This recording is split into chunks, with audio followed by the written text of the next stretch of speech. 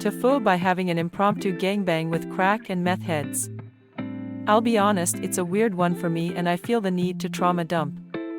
I went on a date with this girl, it went well but ended early-ish as she had work the next morning.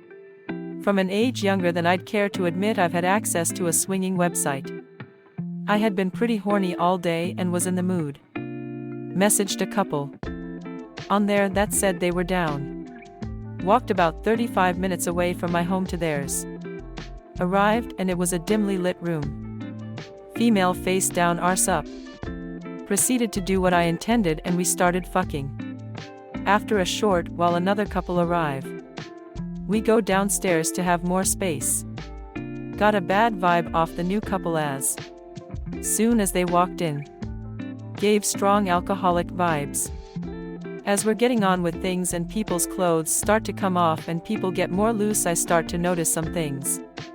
The male from the original couple has track marks up his arm from what I can only assume is heroin. Alarm bells are ringing. I take a bit of a back seat as I'm starting to feel uneasy. Then lo and behold, out comes the meth pipe. Fuck. I'm no stranger to drugs, but even for me this was a bit much. I'm starting to plan an exit strategy. While this is all happening, new couple have had a few hits from the pipe and the woman will not stop talking. Tells her whole life story mid gangbang. She was raised in care after being raped and abused along with her 7 other siblings. She stole her sister's identity in order to work. She hasn't tried meth before but has done plenty of crack.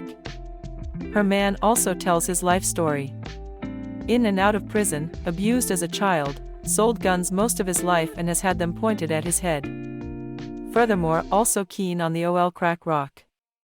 At this point I just think fuck it and I go get changed and leave. I'm not one to judge, but fuck me, that was an experience. My plan is to go to the pharmacy tomorrow morning and hope they will start me on PrEP just in case. Not sure I want to take that risk. Although apparently I thought unprotected sex was an okay decision.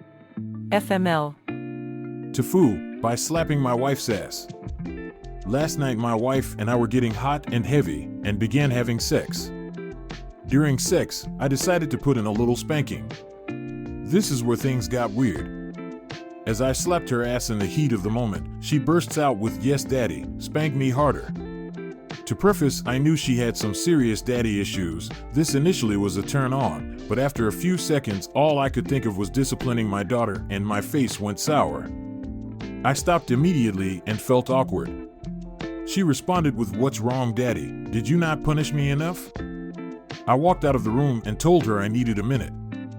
Now I don't think I can ever have sex again. To fool by wiping my butt with spiders. It happened today, maybe like an hour ago.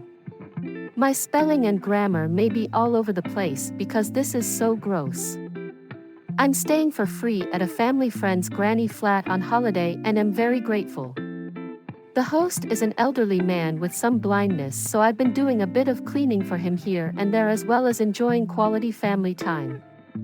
Most places in Australia, if even slightly neglected, will find a spider moving in. The bathroom in the unit I'm staying is not often used and had 4 daddy long legs when I got here. Daddy long legs are mostly harmless, so I let them be. Cue the fuck up. Changed the loo roll today and didn't notice till after I wiped that there were black spots and a little nest of spider eggs on the toilet roll. I showered immediately and scrubbed all aspects of my anatomy, vagina and butt. I'm petrified I'm going to have a spider crawling out of my vagina, oh my god. To full using shrooms in front of my GF. Yesterday my GF agreed to be my trip sitter. I like shrooms and usually I'm a 2G shroom guy, but yesterday I wanted to see what 4G would do. I asked my GF to be my trip sitter just in case I decided to Peter Pan off the balcony or something. At the time my GF seemed really keen. She even joked about getting popcorn, which she actually did.